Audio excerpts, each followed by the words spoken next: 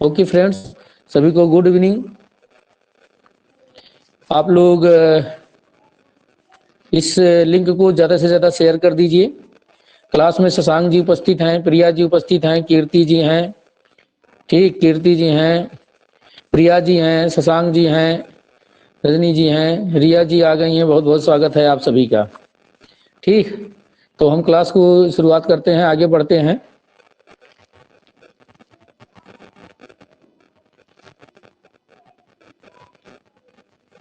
अगर वॉइस से या किसी चीज़ से आप लोगों को कोई समस्या हो रही होगी तो आप लोग हमसे शेयर करिएगा चैट के माध्यम से। ओके, आइए।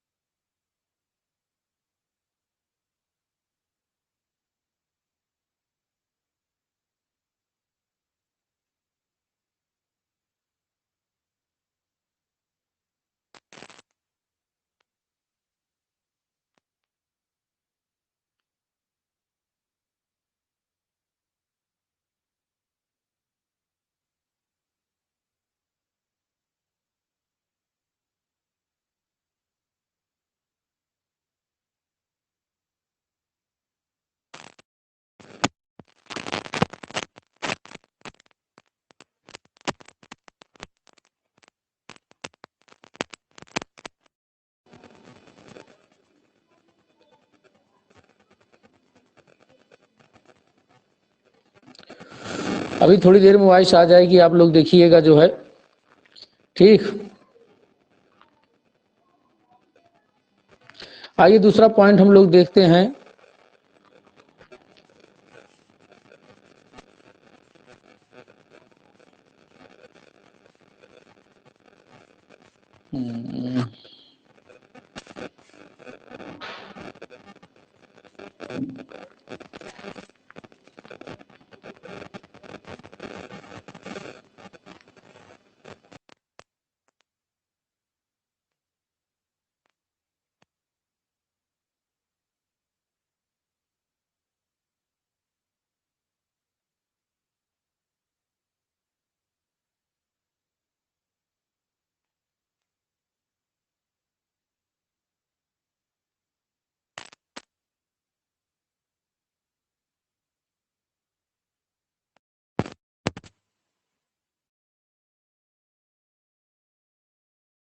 आज क्लास वॉइस की वजह को लेकर बहुत दिक्कत कर रही है।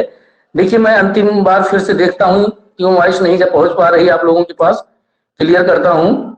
उसके बाद फिर क्लास में आती है कि नहीं आती है। अब आ रही है आवाज?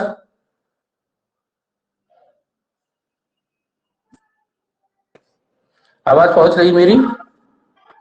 यस सर, आ गया। चलिए ठीक है, तो हम शुरू करते हैं।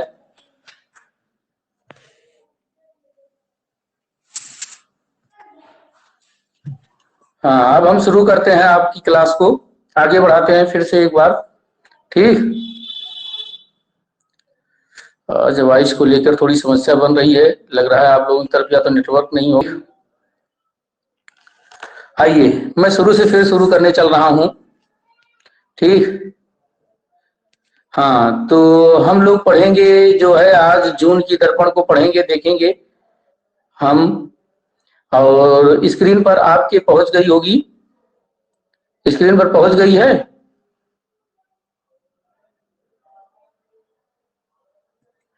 आइए, बिल्कुल बिल्कुल शशांक जी, बहुत अच्छा, अब आवाज जा रही है और स्क्रीन पर भी पहुंच गई है। बहुत बहुत धन्यवाद आप सभी को। थोड़ी क्लास में डिस्टरबेंस रहा, लेकिन अब नहीं रहेगा, तो सारी आवाज भी जाएगी और क्लास का डिस्टरबेंस भी दूर हो जाएगा। जो समस्या थी सबका समाधान अब हो गया। ठीक है, आइए आइए हम लोग शुरू करते हैं। जैसा कि मैंने बताया कि हम जून की दर्पण से जो है शुरुआत कर रहे हैं, जून की दर्पण से शुरुआत किए हुए हैं और जून की दर्पण को हम लोगों ने समाप्त कर लिया है। अब हम आप लोगों को जुलाई की दर्पण की शुरुआत करते हैं। और जैसा कि पहले हम लोग पढ़ते हुए आए हैं कि राष्ट्रीय घटनाक्रम पहले पढ़ते हैं, तो राष्ट्रीय घटनाक्रम में जो मेरा पहला टॉपिक है वो है कोरोना के इलाज हेतु डीआरडीओ द्वारा विकसित दवा 2DG हमारे लिए बहुत इंपॉर्टेंट है। इसका हम अभी अध्ययन करेंगे आगे क्या है। अगला पॉइंट देखते हैं, कोविड के रोगियों के लिए विदेशों से तरल ऑक्सीजन व अन्य चिकित्सीय सामग्री लाने के लिए भारतीय नौसेना का ऑपरेशन समुद्र सेतु। इसमें क्या पढ़ना है अभी देखते हैं। इसमें केवल हमारा समुद्र सेतु ही द्वितीय इंपॉर्टेंट है, इसी को हम लोग थोड़ा सा अध्ययन करेंगे। अगला जो है हमारा भारतीय नौसेना का पहला विध्वंसक युद्धपोत INS राजपूत, तो नाम ही इसका हमें जानना है, बस केवल आगे भी देखेंगे हम लोग। अगला है कि फ्रांस से 3 राफेल विमान, तो इसमें क्या पढ़ना है, इसमें भी थोड़ी सी जानकारी आपको लेनी है। बस राफेल विमान क्या है, कहां से खरीदा गया है, इससे ज्यादा और नहीं। दूरदर्शन का इंटरनेशनल चैनल शुरू करने की प्रसार भारती की योजना, कोई विशेष इंपॉर्टेंट नहीं है। अगला है पश्चिम बंगाल में विधानसभा के गठन का प्रस्ताव ममता बनर्जी के मंत्रिमंडल द्वारा पारित, बहुत इंपॉर्टेंट प्रश्न है। इस पर हम लोग बृहद रूप से चर्चा करेंगे। इस पर क्या करेंगे, बृहद रूप से चर्चा करेंगे अभी हम लोग आगे। ठीक, आगे देखते हैं। PNB घोटाले का सहअभियुक्त मेहुल चोकसी एंटीगुआ से फरार होने के पश्चात डोमिनिका में गिरफ्तार। ये आपके लिए उतना इंपॉर्टेंट नहीं है, आप इसको मत पढ़िए। हाँ, ये आपके लिए इंपॉर्टेंट है। चक्रवाती तूफान ताउते की पश्चिमी तट पर या का पूर्वी तट पर, इसको अभी हम देखेंगे कैसे कहां पर।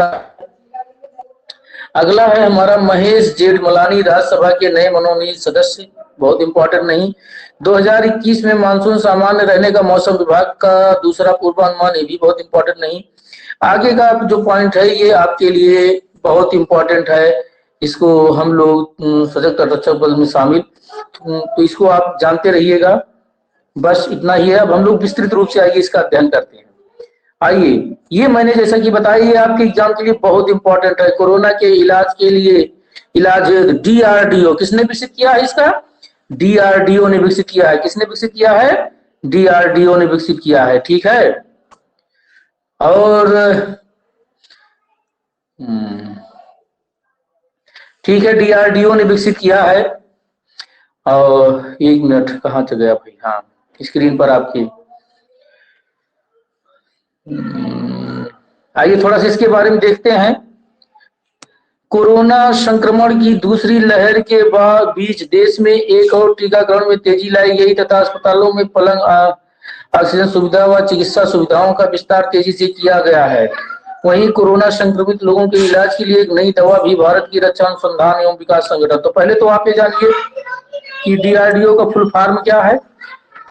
DRDO का फुल फॉर्म है रक्षा अनुसंधान एवं विकास संगठन। क्या है, रक्षा अनुसंधान एवं विकास संगठन के institute of nuclear medicine and allied sciences, INMAS इसे बोलते हैं, शॉर्ट में क्या बोलते हैं, इनमास। देखिए सुपर टेट वाले इतना ज्यादा अध्ययन नहीं करेंगे, सुपर टेट वाले बस यही जानेंगे 2DG किस प्रकार की दवा है। ठीक है, किसके लिए दवा है, या कोरोना संक्रमण के लिए डीआरडीओ द्वारा विकसित दवा का क्या नाम है। इससे थोड़ी सी अधिक जानकारी के लिए जो है मैं डीआरडीओ का फुल फॉर्म और इन सब चीजों पर जो है क्या कर रहा हूँ, चर्चा कर रहा हूँ। हाँ, थोड़ा सा आगे इसकी भी जानकारी रखिएगा कि डीआरडीओ 2DG का फुल फॉर्म क्या है। 2DG का फुल फॉर्म है 2-डीऑक्सी-डी ग्लूकोज। तो क्या है, 2-डीऑक्सी-डी ग्लूकोज यहाँ पर दिया हुआ है। इतना आपके लिए इंपॉर्टेंट है, आप इसे नोट कर लीजिएगा। ठीक है, क्या करेंगे आप इसको नोट भी कर लेंगे। ठीक है, बस यही इतना आपको इसमें जानना है। इसके सिवा और कोई जानकारी आपको इससे नहीं लेनी है। लगभग बस सारी चीजें यहां से आपको मिल गई इस प्रश्न से। अब अगला जो टॉपिक है आपका, जो अगला प्रश्न है वो ये है कि कोविड के रोगियों के लिए विदेशों से तरल ऑक्सीजन व अन्य चिकित्सीय सामग्री लाने के लिए भारतीय नौसेना का ऑपरेशन समुद्र सेतु 2। तो इसको आपने क्या पढ़ना है, यहां से आपको क्या पढ़ना है, आपको ये पढ़ना है कि जब प्रश्न ये आएगा कि जब देश में ऑक्सीजन की कमी पड़ गई और अन्य चिकित्सीय सामग्री लाने के लिए जो हमारी नौसेना ने वो किस प्रकार का अभियान चलाया था।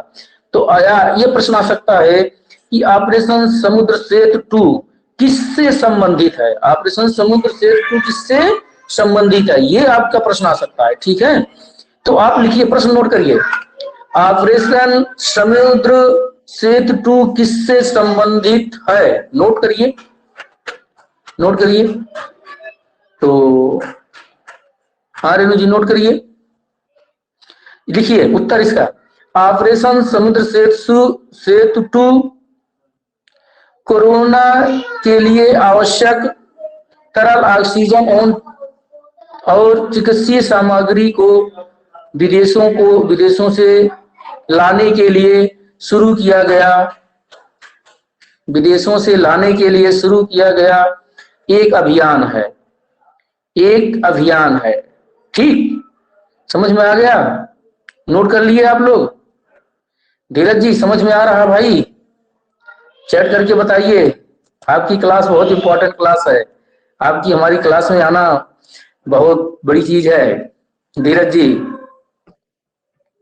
चलिए अब हम आगे बढ़ते हैं। आपको पता चल गया होगा कि समुद्र सेतु 2 क्या है। बिल्कुल बिल्कुल बिल्कुल, आइए आगे बढ़ते हैं हम और देखते हैं कि आपके लिए क्या इंपॉर्टेंट है इस पत्रिका में। ठीक, देखिए जो आज हमारी पहली क्लास में आए हुए हैं उनसे मैं ये अनुरोध करूंगा, इससे पहले की सारी वीडियो को देख लेंगे जिससे उनको करंट में कोई समस्या ना हो। ठीक है, आप सभी से अनुरोध है हमारा, अपने फ्रेंड्सों को भी इससे जोड़िए और बहुत जल्द ही आपको यूट्यूब चैनल पर भी हमारे सारे वीडियो अपलोड मिलेंगे। अगर आप इसमें, आपके फ्रेंड्स कोई इसमें असहज महसूस कर रहे हैं तो वो भी जुड़ सकते हैं। ठीक है, वो भी प्राप्त कर सकते हैं, जानकारी वहां से ले सकते हैं। यूट्यूब चैनल पर बहुत जल्द हम आने वाले हैं। ठीक है, आइए अब हम चलते हैं अगले पेज पर। ठीक है, अगले पेज पर हम चलते हैं। अगला जो हमारा पॉइंट है वो ये है कि भारतीय नौसेना का पहला विध्वंसक युद्धपोत आईएनएस राजपूत। तो आपका जो प्रश्न बनेगा इसमें क्या प्रश्न बनेगा, आईएनएस राजपूत या अभी हाल ही में किस विध्वंसक युद्धपोत को सेवानिवृत्त किया गया है या कार्य मुक्त किया गया है। प्रश्न लिखिए, हाल ही में किस विध्वंसक युद्धपोत को सेवा मुक्त किया गया है। तो किसको किया गया है, आईएनएस राजपूत को। किसको किया गया है, आईएनएस राजपूत को। आइए देखते हैं क्या इंपॉर्टेंट है आपके लिए, इसमें कुछ है और कुछ तो हमारी समझ में नहीं आ रहा है इसमें। जो आपके लिए इंपॉर्टेंट हो आपके सामने चित्र है, थोड़ा सा चित्र आप लोग देख लीजिएगा। ये आईएनएस राजपूत है। ठीक है, ये आईएनएस राजपूत है, आपके सामने है, आप इसको देख लीजिएगा। ठीक, वेरी गुड, बहुत अच्छा। आइए देखते हैं और इस पेज पर क्या आपके लिए इंपॉर्टेंट है। अगला है फ्रांस से 3 अन्य राफेल विमान। तो बस प्रश्न यही है कि राफेल भारत सरकार के द्वारा या भारत सरकार के रक्षा मंत्रालय के द्वारा राफेल विमान किस देश से क्रय किया जा रहा है, किस देश से खरीदा जा रहा है, तो आपको बस यही इतना इसमें बताना है कि फ्रांस से किया जा रहा है। किससे? फ्रांस से। बस इससे सिवा आपको कुछ नहीं जानकारी रखना। कितने विमान आया, क्या किया गया, ये बहुत ज्यादा है इसमें, तो आपको बस इतनी ही जानकारी इसमें रखनी है। ठीक है, इतनी ही जानकारी आपको इसमें रखनी है, इससे ज्यादा आपको कुछ नहीं रखना है। ठीक, आगे बढ़ते हैं हम लोग। और क्या आपके लिए इंपॉर्टेंट है? दूरदर्शन का इंटरनेशनल चैनल शुरू करने की प्रसार भारती की योजना, तो बस यही इतना इसमें जानते रहिए कि भाई दूरदर्शन चैनल का, इंटरनेशनल चैनल का प्रसारण कौन करता है। बस नोट करिए, दूरदर्शन का इंटरनेशनल चैनल का प्रसारण किसके द्वारा किया जाता है, तो प्रसार भारती के द्वारा किया जाता है। किसके द्वारा किया जाता है? प्रसार भारती। नोट कर लीजिएगा इसको। ठीक, आइए देखते हैं आगे क्या है। हाँ, ये चीज आपका बहुत इंपॉर्टेंट आ गया। मैंने बताया था कि इस पर हम बहुत ज्यादा चर्चा करेंगे। पश्चिम बंगाल में विधान परिषद के गठन का प्रस्ताव ममता बनर्जी मंत्रिमंडल द्वारा पारित।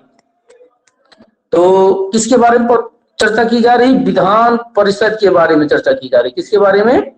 अभी मैंने कुछ दिन पहले आपसे चर्चा किया था कि पश्चिम बंगाल की विधानसभा में कुल कितनी सीटें हैं।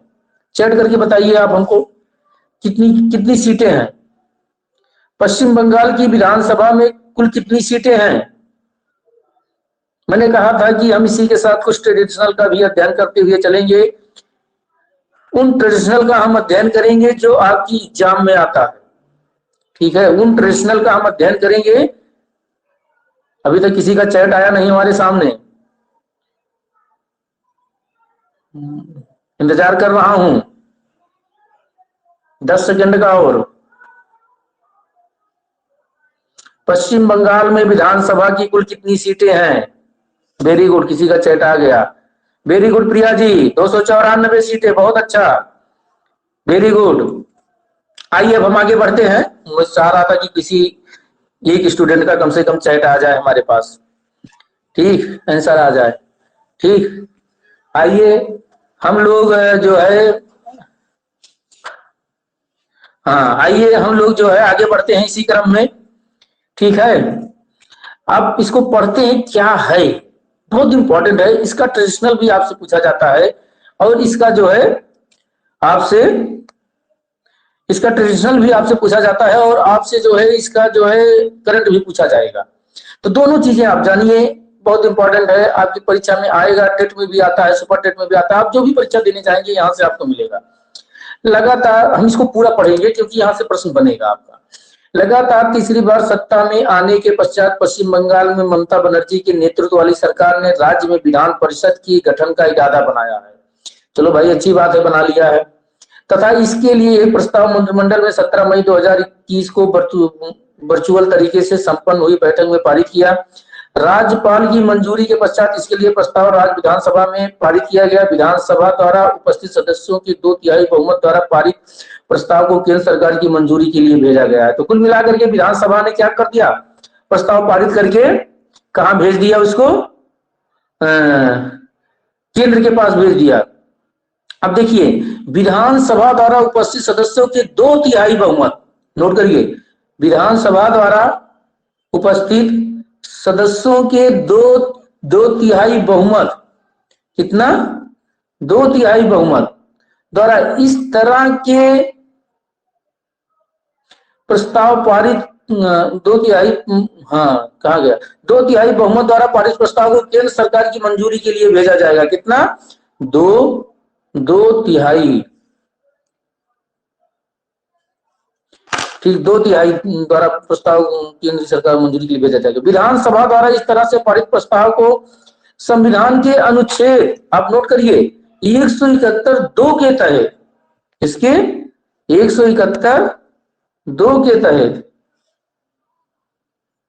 171(2) के तहत लोकसभा व राज्यसभा द्वारा साधारण बहुमत से पारित करना होगा। कहां से? लोकसभा व राज्यसभा द्वारा साधारण बहुमत से पारित करना होगा। ठीक है, आइए और आगे देखते हैं इसमें क्या इंपॉर्टेंट है। इसमें क्या ज्ञात है कि पश्चिम बंगाल में विधान परिषद का गठन पहले 1952 में किया गया था। कब किया गया था? 1952 में किया गया था। नोट डाउन करेंगे। पश्चिम बंगाल में पहली बार विधानसभा का गठन कब किया गया था? 1952 में किया गया था। दूसरी बार कब किया और इसे समाप्त कब कब कर दिया गया था? 1969 में समाप्त कर दिया गया था। कब समाप्त किया गया था? 1969 में। दोनों पॉइंट आप लोग नोट करेंगे। ठीक, अब आगे आइए कि और इंपॉर्टेंट क्या है इसमें हम देखते हैं। ठीक है, समाप्त करने के लिए समाप्त करने की भी वही प्रक्रिया होती है। अब आइए, ये चीज आपके लिए बहुत इंपॉर्टेंट है जो यहाँ पर है। वर्तमान में देश में, इसको आप नोट करिए, वर्तमान में देश में 6 राज्य ही ऐसे हैं जिनमें विधानमंडल द्विसदनीय है। कितने हैं? 6 हैं, जिसमें क्या है? 2 सदनीय है। कौन कौन से हैं? इसको नोट करिए, आप लोग इसको नोट करेंगे। कौन कौन से, उनका नाम नोट करिए। उत्तर प्रदेश, बिहार, आंध्र प्रदेश, महाराष्ट्र, तेलंगाना, कर्नाटक। नोट हो गया? अब आप बताइए, हमको उत्तर बताइए। भारत के कितने राज्य ऐसे हैं जहां पर विधानमंडल द्विसदनीय है? कितने हैं? 6 हैं। कितने हैं? 6 हैं। वर्तमान में की बात कर रहा हूं, वर्तमान में कितने हैं? 6 हैं। Very good, very good Priya ji, 6 हैं। ठीक है, उनके नाम भी आपको लर्न रखना है। उत्तर प्रदेश, बिहार, आंध्र प्रदेश, महाराष्ट्र, तेलंगाना, कर्नाटक, ये हैं। तो ये बहुत इंपॉर्टेंट था आपकी एग्जाम की दृष्टि से, और मैंने आप सब लोगों को ये चीजें दिया जो है यहाँ पर, बहुत अच्छा लगा जो है। आगे बढ़ते हैं, आगे वाली पेज पर हम लोग चलते हैं।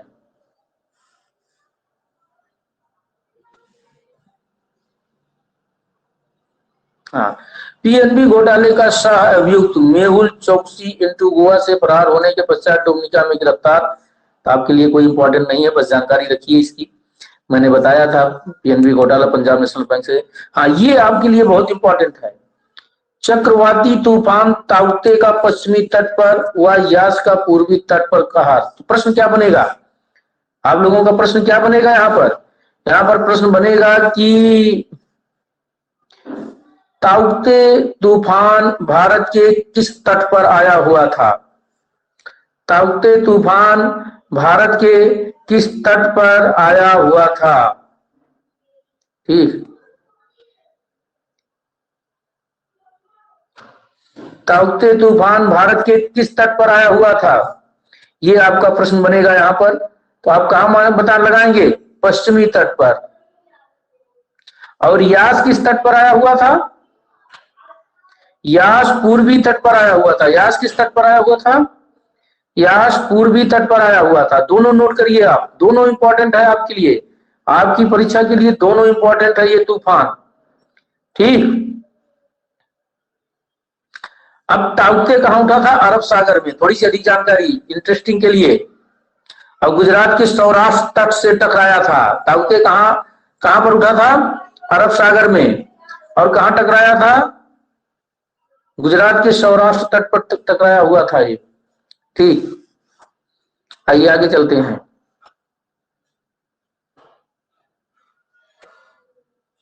आगे हम देखते हैं, अगला प्रश्न है, महेश जेठमलानी राज्यसभा के नए मनोनीत सदस्य, स्वप्न दास गुप्ता भी पुनः मनोनीत किए गए हैं। चलिए, आपके लिए इंपॉर्टेंट है, इंपॉर्टेंट उतना नहीं है, बस आपको जानना है कि कौन से सदस्य हैं राज्यसभा में, कितने मनोनीत सदस्य हो सकते हैं, यही सब आपको जानकारी रखनी है, ये आपके लिए इंपॉर्टेंट नहीं। अगला है, 2021 में मानसून सामान्य रहने का मौसम विभाग का दूसरा पूर्वानुमान। कुछ कोई इंपॉर्टेंट नहीं है आपके लिए। अगले पेज पर पढ़ते हैं हम, शेष 178 पर रहेगा तो वहां देखेंगे। अभी हम आगे बढ़ते हैं, देखते हैं क्या आता है हमारे समझ और क्या। भारत में उच्च शिक्षा का विकास, अखिल भारतीय उच्च शिक्षा सर्वेक्षण 2019-20। तो ये आपके लिए बिल्कुल इंपॉर्टेंट नहीं है, न इसको आपको पढ़ने की जरूरत है। आगे बढ़ते हैं। हाँ, देखिए, ये आपका राष्ट्रीय घटनाक्रम समाप्त हो गया, शेष जो बचा हुआ है उसको हम देख लेंगे। अब हम लोग आ गए अंतरराष्ट्रीय घटनाक्रम पर। किस पर आ गए? अंतरराष्ट्रीय घटनाक्रम। आइए देखते हैं, अंतरराष्ट्रीय घटनाक्रम को भी उसी तरह से हम पढ़ेंगे। सबसे पहले सॉर्ट आउट करते हैं क्या क्या है इसमें, समझते हैं उसको हम। आइए, भारत व ब्रिटेन के प्रधानमंत्रियों की शिखर वार्ता वर्चुअल तरीके से संपन्न।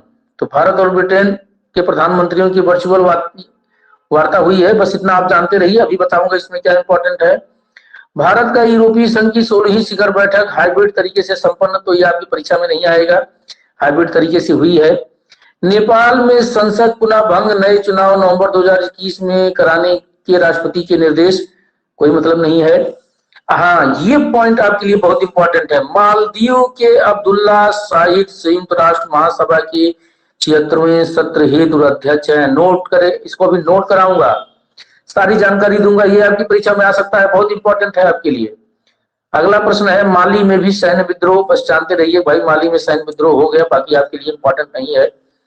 अगला है, सीरिया में 7 वर्षों के एक कार्यकाल के लिए बशर अल असद राष्ट्रपति पुनर्निर्वाचित, तो कोई मतलब नहीं है, आप बहुत ज्यादा इसको जानने की जरूरत नहीं है।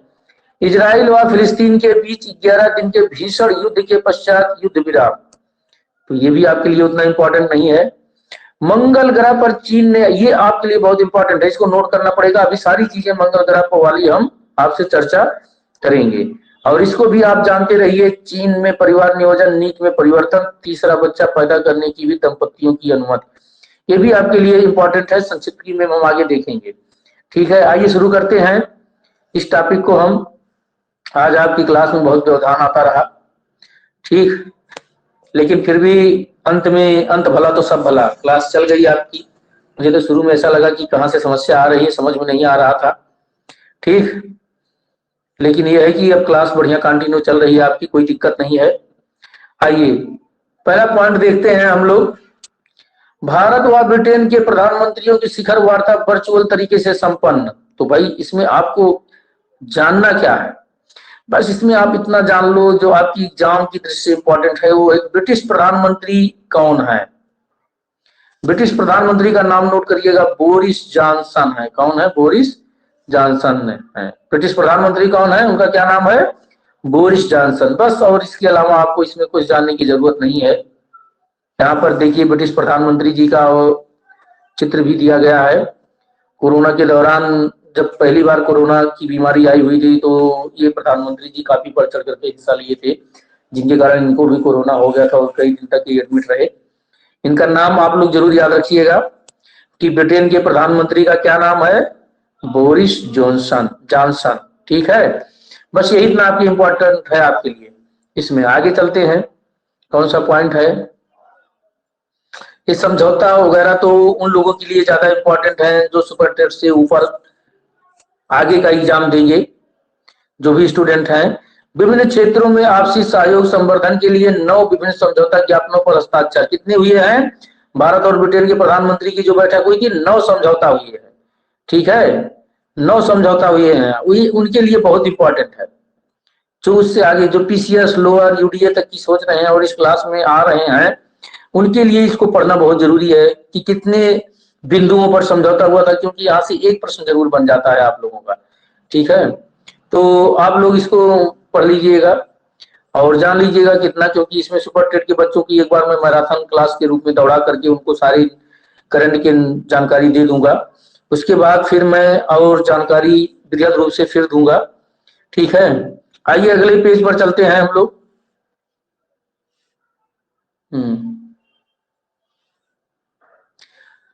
भारत व यूरोपीय संघ की 16वीं शिखर बैठक हाइब्रिड तरीके से संपन्न। तो आप लोग यूरोपीय संघ क्योंकि एक महत्वपूर्ण संस्था है, इसके बारे में कल मैं डिस्कशन थोड़ा सा कर दूंगा। हाँ देखो, एक संस्था कल हम लोग चर्चा कर रहे थे और मैंने आप लोगों से पूछा भी था कि भाई आप लोग बताइएगा, ब्रिक्स के बारे में चर्चा कर रहे थे, तो थोड़ी सी बस 2 मिनट का समय आप लोगों का मिलूंगा, ठीक है।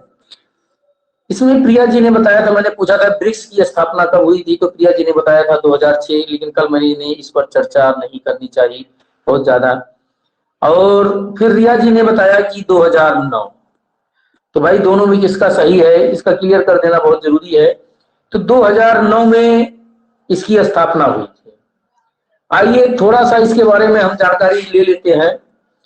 जैसे ब्रिक एक अवधारणा है, क्या है? एक अवधारणा, एक विचारधारा है, जिससे तात्पर्य तीव्र गति से, जिसका अर्थ क्या है कि तीव्र गति से वृद्धि कर रही चीन, भारत, रूस व ब्राजील की अर्थव्यवस्था से है। क्योंकि भारत, ब्राजील, चीन और रूस ये इसके संस्थापक देश हैं। ब्रिक्स के क्या हैं? संस्थापक देश हैं चारों। तो मतलब इसमें कौन से देश इसके सदस्य हैं? जो तीव्र गति से विकसित हो रहे हैं, वो अल्प विकसित नहीं है, ना विकसित देश है। ठीक है, न तो वो अल्प विकसित देश है और न ही विकसित देश है, बल्कि कैसे हैं? तीव्र गति से विकास कर रहे हैं। भारत, चीन, रूस और ब्राजील।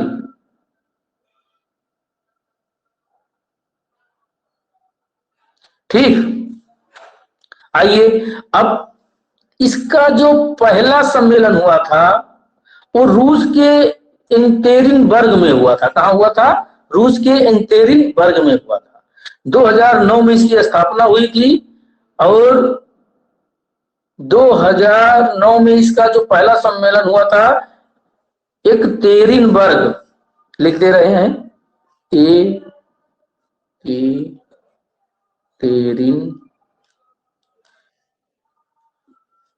रूस में है। कहां पर है? रूस में। बस इतना ही आप जानिए। इसका जो पांचवा सदस्य है साउथ अफ्रीका, वो बाद में जुड़ा हुआ है। ब्रिक्स की जो स्पेलिंग है BRICS, इसके सभी सदस्यों के पहले नाम अक्षर के नाम से शुरू होती है। बस इतना ही आपको जानना जरूरी है। ठीक है, अब आगे बढ़ते हैं हम लोग, आगे बढ़ते हैं। इसमें क्या और पढ़ना है हम लोगों को? बस वर्चुअल तरीके से यहाँ देखिए सम्मेलन हो रहा है वर्चुअल तरीके से। लगभग से कोरोना के दौरान सभी बैठकें वर्चुअल तरीके से ही हुई। ठीक,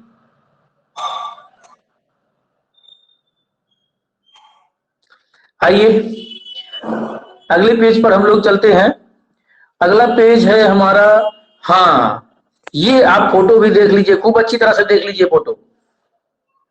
ठीक, ये फोटो देख लीजिए। कौन है ये मालदीव के अब्दुल्ला शाहिद जी हैं। ये साहब जी कौन है? मालदीव के अब्दुल्ला शाहिद जी हैं। इनका इतना मैं जोर क्यों दे रहा हूं? इसलिए जोर दे रहा हूं कि इनसे आपका प्रश्न बनेगा। ये प्रश्न बहुत हाईलाइटेड प्रश्न है आपके लिए, हर परीक्षा में पूछा जाता है, चाहे वो यूपी सुपर टेट की परीक्षा हो, चाहे PCS की हो, चाहे लोअर की हो, चाहे ग्राम विकास अधिकारी की हो, कहीं पर भी ये प्रश्न आपका गारंटी के रूप में मिलने की संभावना प्रबल रहती है और हमेशा आता रहता है। तो नोट करिए प्रश्न। संयुक्त राष्ट्र महासभा के 76वें सत्र के अध्यक्ष कौन नामित किए गए हैं? कौन नामित किए गए हैं? मैंने कहा था ना कि आप ईयरफोन अपने पास रखिएगा, दूसरी चीज नोटबुक रखिएगा, तीसरी चीज पेन रखिएगा। नोट कर लिए? Very good. तो अब्दुल्ला शाहिद क्या है? 76वें संयुक्त राष्ट्र महासभा के अध्यक्ष हैं। ये थोड़ा सा इनको पढ़ लेते हैं क्या है इनके बारे में, क्योंकि थोड़ा सा इनका हम समय दे देंगे 1-2 मिनट तो ये बहुत अच्छा रहेगा। मालदीव के विदेश मंत्री अब्दुल्ला शाहिद संयुक्त राष्ट्र महासभा के 76वें सत्र के लिए अध्यक्ष। महासभा का यह सत्र 16 सितंबर 2021 को प्रारंभ होगा। कब से प्रारंभ होगा? 16 सितंबर 2021 से। ठीक, इस सत्र की अध्यक्षता हेतु संयुक्त राष्ट्र महासभा में उनका चुनाव 7 जून 2021 को संपन्न हेतु संयुक्त राष्ट्र संघ के 5 अलग अलग क्षेत्र अफ्रीका, एशिया प्रशांत व पूर्वी यूरोप, लैटिन अमेरिका व कैरेबियाई क्षेत्र तथा पश्चिमी। बस इतना ही नोट करिए, और कुछ मुझे इंपॉर्टेंट नहीं लग रहा है इसमें। ठीक है, अब आगे वाले पॉइंट पे हम पढ़ते हैं। आगे क्या इंपॉर्टेंट है आपका, इसको नोट कर लिए होंगे आप। हाँ देखिए, इसमें एक और जानकारी दी गई है, इसमें थोड़ा सा उसको भी देख लेते हैं। ये इंपॉर्टेंट है आपका कि भारत को महासभा की अध्यक्षता का अवसर सबसे पहले कब मिला था? 1953 में मिला था। कब मिला था? संयुक्त राष्ट्र महासभा की अध्यक्षता भारत में कब किया था? 1953 में। मैंने कहा थोड़ा थोड़ा ट्रेडिशनल हम लोग पढ़ते हुए चलेंगे। क्या करेंगे? थोड़ा थोड़ा ट्रेडिशनल पढ़ते हुए चलेंगे। जब भारत की श्री विजय लक्ष्मी पंडित संयुक्त राष्ट्र महासभा के 8वें सत्र की अध्यक्ष बनी थी। कब बनी थी? 8वें सत्र की अध्यक्ष बनी थी। हाँ, नोट कर लीजिएगा। और क्या इंपॉर्टेंट है इसमें? श्रीमती विजय लक्ष्मी पंडित संयुक्त राष्ट्र महासभा की पहली महिला अध्यक्ष थी। क्या थी? ये पहली महिला अध्यक्ष थी। इसको भी नोट करिएगा आप। ठीक, ये पहली महिला अध्यक्ष भी थी, इसको भी आप नोट करेंगे। ठीक है, तो आपके लिए इंपॉर्टेंट है ये। बाकी जो महिलाएं चुनी गई हैं, 4 महिलाएं अभी तक इसका अध्यक्ष रह चुकी हैं, उन चारों का नाम आपके सामने दिया हुआ है। विजय लक्ष्मी पंडित 1953 में 8वें सत्र हेतु, इसी को आप लोगों को याद करना है। देखिए इतना हाईलाइट किया गया है तो निश्चित है आपके लिए ये बहुत इंपॉर्टेंट है। ठीक है, तो आप इसको याद करिएगा। आगे दूसरा है, लाइबेरिया की हैं एनजी एलिजाबेथ ब्रुक्स, कोई इंपॉर्टेंट नहीं है आपके लिए। हया राशिद अल खलीफा, ये पीसीएस के लिए इंपॉर्टेंट है। कहाँ के लिए इंपॉर्टेंट है? पीसीएस के लिए। पीसीएस के लिए इसके साथ साथ जो सबसे इंपॉर्टेंट है वो ये है कि क्षेत्रों, संयुक्त राष्ट्र महासभा के क्षेत्रों सत्र हेतु अध्यक्ष कौन चुना गया है? तो मालदीव के अब्दुल्ला शाहिद है। वैसे तो अब्दुल्ला शाहिद ही रहेगा नाम, लेकिन मालदीव देश भी पूछा जा सकता है कि किस देश से चुने गए हैं। भाई मैं बहुत जोर दे रहा हूं, इसको आप लोगों को याद रखना है, इसे भूलना नहीं है। यहां से प्रश्न आएगा आपका। ठीक है, आगे आइए हम लोग चलते हैं और क्या पढ़ना है। अच्छा, आपसे कोई ये प्रश्न पूछे, भाई ये बताओ संयुक्त राष्ट्र महासभा की पहली महिला अध्यक्ष कौन है और किस देश से है? बताओ। भारत से हैं? हमारे साथ अपने मन में रिवाइज करो। भारत से हैं और उनका नाम क्या है? विजय लक्ष्मी पंडित। 8वें सत्र की अध्यक्षता इन्होंने किया था। भारत की पहली महिला अध्यक्ष हैं। नोट कर लिए, मन में दोहरा लिए। आगे बढ़े, चैट के माध्यम से बताइए, आगे बढ़े। चलो आगे बढ़ते हैं। हाँ, माली में भी सैन्य विद्रोह, तो ये आपके लिए इंपॉर्टेंट प्रश्न नहीं है। ठीक, बिल्कुल बिल्कुल विजय लक्ष्मी पंडित जी, रेणु जी। आइए अब हम आगे बढ़ते हैं। माली में भी सैन्य विद्रोह, ये आपके लिए बिल्कुल इंपॉर्टेंट नहीं है, छोड़ दीजिएगा। सैन्य विद्रोह हुआ माली में, बस एक बार आप पढ़ रहे हैं हमारे साथ तो थोड़ा सा जो है ध्यान करते हुए आगे बढ़िए। बस केवल आगे चलते हैं क्योंकि बहुत ज्यादा है करंट, उनमें से हमको छांट छांट करके पढ़ना है। सीरिया, तो अगर किसी को मैंने कहा नहीं कि अगर किसी को दंड देना हो आज की जाओ विदेश घूम आओ, तो कहा भेज दो उसे, सीरिया कभी नहीं जाएगा क्योंकि सीरिया की स्थिति बहुत गड़बड़ हो चुकी है। ठीक है, ISIS आतंकवादी आप लोग जानते हैं ना, यहीं पर है, इस्लामिक स्टेट की अवधारणा पर कार्य कर रहे हैं। तो सीरिया में 7 वर्षों के एक और कार्यकाल के लिए बशर अल असद राष्ट्रपति पुनर्निर्वाचित। बस जानते रहिए कि सीरिया के राष्ट्रपति का नाम क्या है या सीरिया के राष्ट्रपति कौन है? बशर अल असद, बशर अल असद। इतना आप लोग लर्न करिए, बस इतना ही लर्न करिए आप लोग। ठीक, ये आपका अगला है। इजराइल व फिलिस्तीन के बीच 11 दिन के भीषण युद्ध के पश्चात युद्ध विराम, छोड़ दीजिए, बहुत युद्ध यहाँ आए दिन होता रहता है, यहां से आपका प्रश्न नहीं बनने वाला है। ठीक, आगे बढ़ते हैं हम।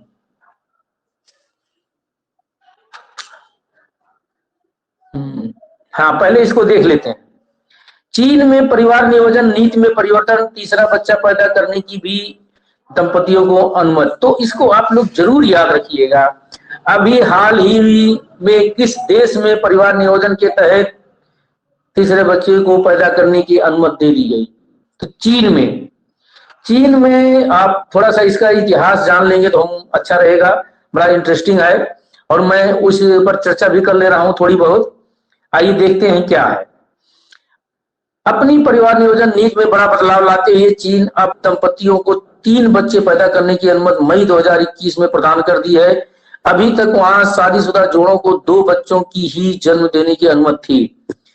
ये 2 बच्चों को देने की थी, ये बाद में हुआ है। अभी देखते हैं कब हुआ। उसके पहले एक ही बच्चा था। बड़ी नाटकीय ढंग से चीन में जनसंख्या जो है नियंत्रण में आई है, ऐसी बात नहीं है। बहुत कड़े प्रावधान वहां कर दिए गए थे, लेकिन अब उसका दुष्परिणाम भी दिखाई पड़ रहा है। उससे पूर्व 1980 में चीन ने एक प्रति दंपत एक ही बच्चे को, कब इस नीति को लाया था, ये पीसीएस में पूछा गया है, प्रश्न है, नोट कर लीजिएगा। 1980 में चीन ने प्रति दंपत एक ही बच्चे की बड़ी नीति को अपनाया था। 2016 में आप देखेंगे कि उसने 2 बच्चों के लिए अनुमति दे दिया और 31 मई 2021 को उसने निर्णय लिया कि अब प्रत्येक दंपत 3 बच्चे को जो है क्या कर सकता है, पैदा कर सकता है। तो ये आपके लिए बहुत इंपॉर्टेंट है, इतना आप जानते रहिए, क्योंकि पड़ोसी ही एक हमारा देश ऐसा है जहां की घटनाओं पर हमें नजर रखनी पड़ती है। चीन ही एकमात्र ऐसा देश है जो कुछ ऐसा उलटफेर करता रहता है जिसको अक्सर हमारे एग्जाम में प्रश्न आते रहते हैं। जहां से ये पहले वाला तो पूछा गया है, ठीक है। आगे आइए देखते हैं हम। हाँ, ये बताइए भाई, इसके पहले थोड़ा सा रिवीजन हम कराएंगे। बताइए, मंगल ग्रह पर अभी हाल ही में एक हेलीकॉप्टर जो है भेजा है, किस देश ने भेजा है बताओ पहले, और उसने क्या उपलब्धि हासिल किया है। 30 सेकंड, 30 सेकंड। मंगल ग्रह पर हेलीकॉप्टर किसने भेजा है, किस देश ने भेजा है, या किस देश की संस्था ने भेजा है।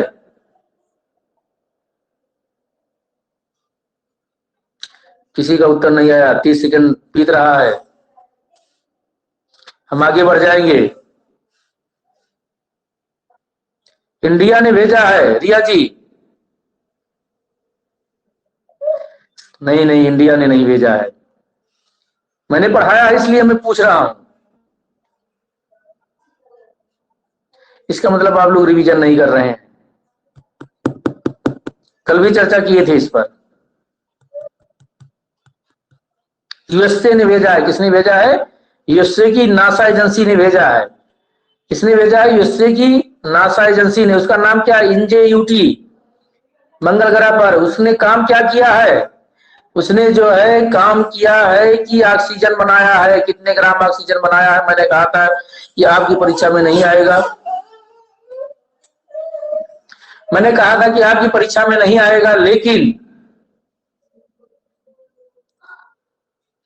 पीसीएस की परीक्षा में कितने ग्राम ऑक्सीजन बनाया था, या उस लेवल की जो परीक्षाएं होगी वहां पर पूछा जाएगा। आइए देखते हैं चीन क्या कर रहा है भाई इसमें जो है, ठीक।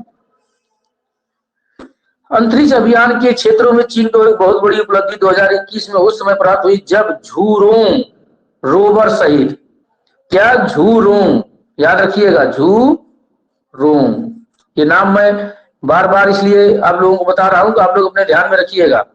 झूरोंग रोवर सहित लैंडर 14 मई को सफलतापूर्वक मंगल ग्रह की सतह पर यूटोपिया प्लानिसिया क्षेत्र में उतर गया। मंगल ग्रह पर रोवर की उतरने वाला चीन अमेरिका के पश्चात दूसरा ही देश है। अब देखिए, ये आपके लिए थोड़ा जानना जरूरी है। अग्नि देवता के नाम पर चीन के इस रोवर का नाम झूरोंग रखा गया है। तो आपसे यही पूछा जाएगा कि अमेरिका के किस रोवर ने, सॉरी, चीन के किस रोवर ने मंगल ग्रह पर उतारा गया, चीन के किस रोवर को मंगल ग्रह पर उतारा गया, तो उसका नाम क्या नाम रहेगा, झूरोंग रहेगा। मैंने कहा नहीं, ये झूरोंग नाम आप के लिए इसीलिए इंपॉर्टेंट है, ठीक है। आगे देखते हैं, सौर ऊर्जा से, बस इतना ही इंपॉर्टेंट है, इसके अलावा इसमें आपको कुछ इंपॉर्टेंट नहीं है। थोड़ा सा देखते हैं यहाँ पर, बस इतना ही आपके लिए इंपॉर्टेंट है, इसके अलावा और कुछ नहीं है इसमें, ठीक। आगे संक्षिप्त की है, मालदीव के अड्डू शहर में, 1 मिनट इसको पहले मिटाते हैं तब देखते हैं क्या है झूरोंग को। हाँ, मालदीव के अड्डू शहर में भारत का वाणिज्यिक दूतावास खोलने का निर्णय। तो किस, ये प्रश्न बनेगा आपका कि किस देश में वाणिज्यिक दूतावास खोलने का निर्णय लिया गया है, किस देश में लिया गया है, मालदीव में। मालदीव में वो कौन सा स्थान है जहां वाणिज्यिक दूतावास खोला जाएगा, वो स्थान है आपका अड्डू शहर है। कौन सा शहर है, अड्डू शहर है आपका, ठीक। तो बस इतना ही नोट करना है कि भारत का वाणिज्यिक दूतावास विदेश में किस देश में भी खोला गया या मई में खोला गया, तो मालदीव के अड्डू शहर में, ठीक। आगे बढ़ते हैं, अब देखते हैं क्या है इसके बाद आपका इंपॉर्टेंट। अब ये आपका आर्थिक आ गया, ठीक है। तो राष्ट्रीय और अंतर्राष्ट्रीय घटनाओं का हम लोगों ने अध्ययन किया। क्लास आज कुछ लेट हो गई थी आपकी, ठीक है। और अब थोड़ा सा वाणिज्यिक परिदृश्य पर भी थोड़ा सा चर्चा हम लोग कर लेंगे। आप लोग तो ऊब तो नहीं रहे हैं?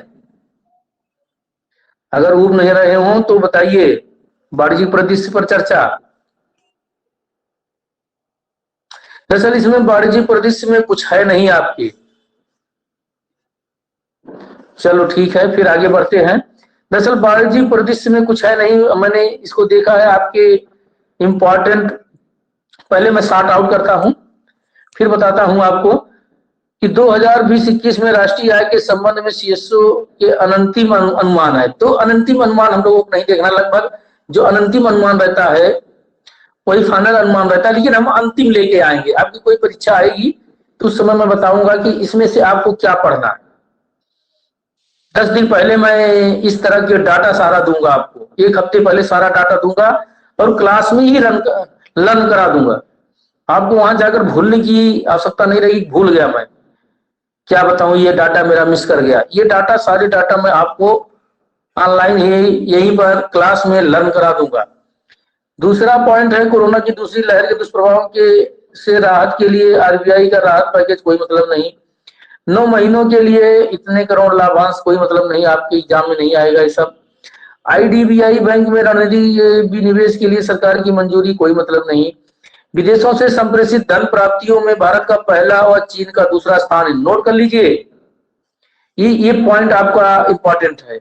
कोरोना महामारी के बावजूद 2020-21 में भारत में विदेशी प्रत्यक्ष निवेश में वृद्धि, वाणिज्य मंत्रालय की रिपोर्ट। ये भी कोई बहुत इंपॉर्टेंट नहीं है आपके लिए। अगला है 2020-21 में देशों में खाद्यान्न सहित अधिकांश उपजों के रिकॉर्ड उत्पादन, कोई मतलब नहीं है इसका। वार्षिक रिपोर्ट रिजर्व बैंक की, ये भी इंपॉर्टेंट नहीं है। हाँ, 2021-20 की दूसरी मौद्रिक नीति रेपो दर। तो रेपो दर मैंने आपको बताया है, रेपो दर, रिवर्स रेपो दर, बैंक दर, तीनों इंपॉर्टेंट है। लेकिन ये सारे डाटा जो इसमें दिए हुए हैं मैं आपको 1 हफ्ता पहले लेकर आऊंगा। अभी आप इसमें परेशान मत होइएगा, इसको आप छोड़ दीजिए पूरा, मैं आपको बताऊंगा। बस केवल आप ये नोट कर लीजिए कि विदेशों से संप्रेषित धन, जो विदेशों से धन आता है, जो हमारे यहाँ से लोग जाकर के विदेशों में रहते हैं और वहां से धन भारत को भेजते हैं, उनमें पहला स्थान किसका है? तो भारत का पहला स्थान, और दूसरा किसका है? चीन का है। जो अमेरिका, भारत से जो अमेरिका गए हैं, ब्रिटेन गए हैं। तो ये प्रश्न आपका बन सकता है कि विदेशों से धन संप्रेषित मामले में पहला स्थान किसका है? भारत का है, और दूसरा स्थान किसका है? चीन का है। ठीक है, बस ये इतना आपके लिए इसमें इंपॉर्टेंट है, और कुछ इसमें इंपॉर्टेंट नहीं है आपका। इतनी ही चीजें आपके लिए इसमें थी, मैंने इसको पहले से ही देख रखा था और मैं जान रहा था कि इतनी ही चीजें आपको बतानी है। ठीक, आगे देखते हैं आगे क्या है इसमें आर्थिकी के अलावा। हाँ, नियुक्ति, अब ये आ जाएगा नवीनतम सामान्य ज्ञान। तो नवीनतम सामान्य ज्ञान पर चर्चा हम लोग कल करेंगे, और क्योंकि ज्यादा हो जाएगा, थोड़ा थोड़ा सा डोज आप लोगों को दिया जाए, क्योंकि अभी आप लोग काफी लंबे समय के बाद एक बार मेरे साथ जुड़ रहे हैं, तो थोड़ा धीरे धीरे अभी चल रहे हैं। मैं 1 घंटे का टारगेट रहता है कि 1 घंटे आप लोगों के साथ डिस्कशन किया जाए, ठीक है। तो आप लोगों को कोई समस्या हो तो आप लोग बताइए, मैं पीडीएफ को आपके पास से हटा रहा हूं। क्लोज।